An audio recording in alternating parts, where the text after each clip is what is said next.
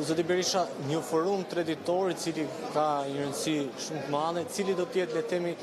qëndrimi për juaj dhe i Partisë Demokratike dhe ku do të jetë pikësynimi i gjithë mesazhit tuaj dhe opozitës? Po, ky është forumi i IDU-s, Bashkimit Demokrat Ndërkombëtar, organizac që grupon partitë e qendrës djathtë dhe të djathta të gjithë botës, organizatë e cila ka si parti kryesore udhëheqëse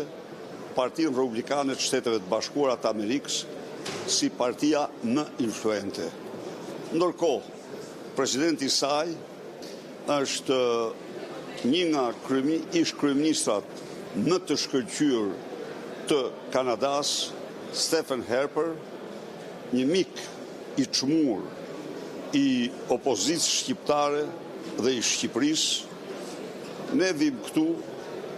në këtë forum botëror për të paraqitur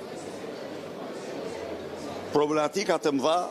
të Shqipërisë dhe rajonit në këndvështrimin ton, për të debatuar dhe diskutuar këto probleme me aleatët tanë, probleme madhore që kanë të bëjnë me sigurinë e rajonit, probleme madhore që kanë të bëjnë me procesin e integrimit të Shqipërisë në Bashkimin Evropian, pengesat shumë serioze që Edi Rama me shtrimin e Shqipërisë në një autokraci elektorale apo diktaturë autoritare i ka bërë dhe i bën procesit të integrimit me ndërtimin e narkoshtetit të parë dhe të vetëm në Europë, shkatrimin ose dëmtimin e rëndë të ekonomisë shqiptare për shkak të zhvlerësimit dramatik të euros dhe dollarit, goditjes shumë të rëndë të eksporteve, prodhimit industrial, prodhimit bujqësor. Pra kemi përveç faktit që dihet që klanet e drogës janë sot vendimarrësit kryesor dhe më të rëndësishëm, por ato, siç kanë faktur zbulimet e fundit, ato arritën të kontrollojnë të gjithë internetin e Shqipërisë me të gjithë të dhënat e shqiptarëve. Kështu që në këtë aspekt përbëjnë një rrezik dhe kërcënim serioz për sigurinë jo vetëm të Shqipërisë, por dhe të rajonit dhe më gjerë. Këtu ishte një pritje, kjo që regjistru pritja para fillimit të punimeve, patëm rastin të takojmë personalitetet më kryesore, zëvendës kryeministrin e Kroacisë nga vendi organizator, mikpritës, presidentin e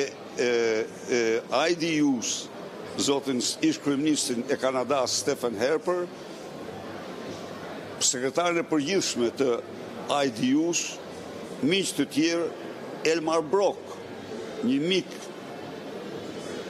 gjithmonë i Shqipërisë dhe i Partisë Demokratike opozitës shqiptare, Kenny Endo, ish kryeministrin e Irlandës, një nga kryeministrat më të suksesshëm në historinë e atij vendi, dhe shumë personalitete të tjera, të shkëmbejmë mendime shkurtimisht, të debatojmë, diskutojmë për zhvillimet në Shqipëri. Mendoj se kjo pritje, ky koktejl që u dha nga presidenti i IDU-s, ishte një rast shumë i mirë për ne, për shkëmbim mendimesh me miqtë tanë, me partnerët tanë. Nesër vazhdon seansat, nesër kemi një panel që i kushtohet tërësisht Ballkanit,